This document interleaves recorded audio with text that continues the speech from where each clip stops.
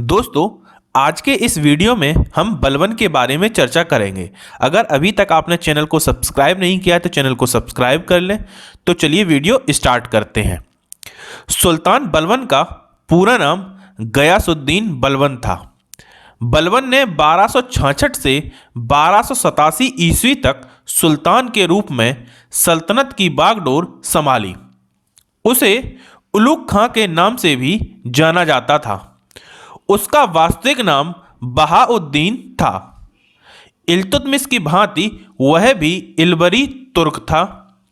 उसने एक नवीन राजवंश बलवनी वंश की नींव डाली। बलवन बचपन में ही मंगोलों द्वारा पकड़ लिया गया था, जिन्होंने उसे गजनी में बसरा के निवासी ख्वाजा जमालुद्दीन के हाथों बेच दिया। अनंतर 1232 ईस्वी में उसे दिल्ली लाया गया, जहां इल्तुतमिश ने 1233 ईस्वी में ग्वालियर विजय के पश्चात उसे खरीदा। उसकी योग्यता से प्रभावित होकर इल्तुतमिश ने उसे खसदार का पद दिया। रजिया के काल में वह अमीर ए शिकार के पद पर पहुंच गया।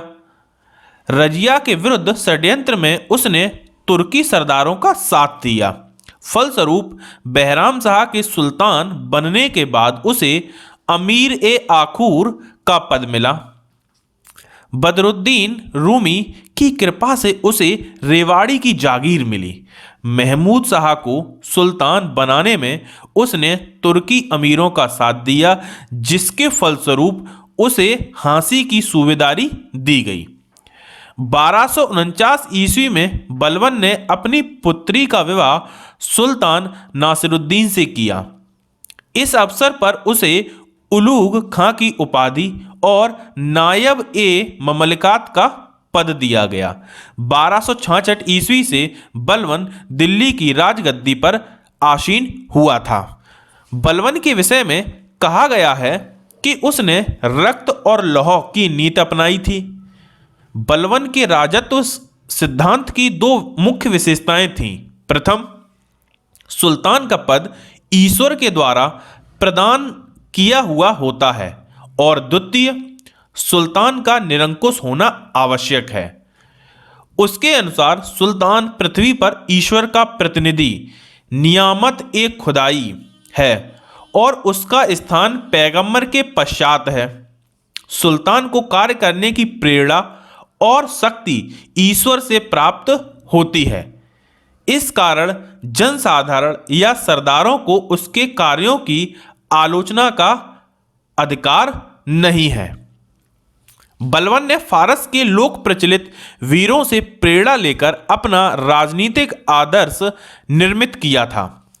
उसका अनुकरण करते हुए उसने राजत्व की प्रतिष्ठा को उच्च सम्मान दिलाने का प्रयत्न किया।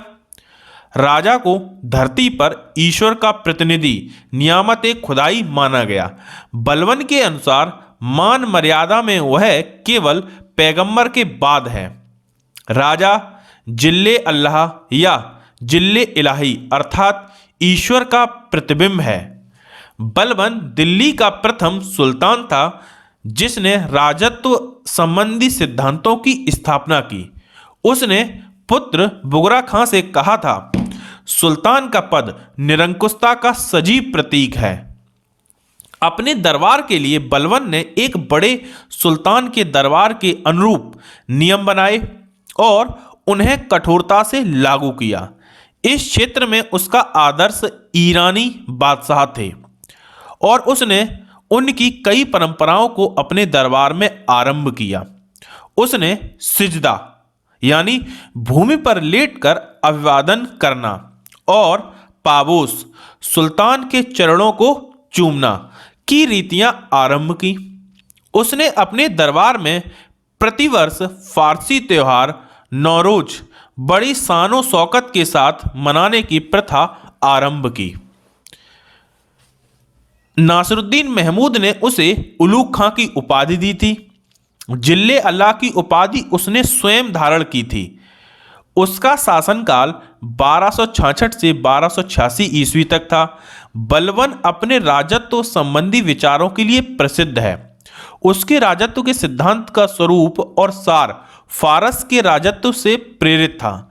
बलबन ने राजा को नियामते खुदाई ईश्वर का प्रतिनिधि बताया है। सत्ता ग्रहण करने के बाद बलबन ने इल्तुतमिश द्वारा गठित तुर्कान ए चहलगानी के गठन को समाप्त किया। बलबन के काल में एकमात्र विद्रोह 1279 ईस्वी में बंगाल के सूबेदार तुगरिल खां ने किया था, जिसे बलबन ने दबाया और विद्रोहियों को मृत्युदंड दिया।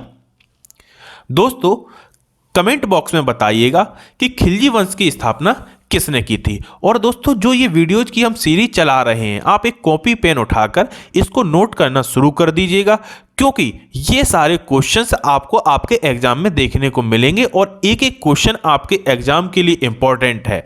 अगर आप एक क्वेश्चन और बच्चों से एक्स्ट्रा कर ले जाते तो आप लाखों बच्चों से उस एग्जाम में आगे हो जाएंगे, क्योंकि एक एक नंबर, लाखों की भीड़ में एक एक नंबर आपका आपके लिए इंपॉर्टेंट है।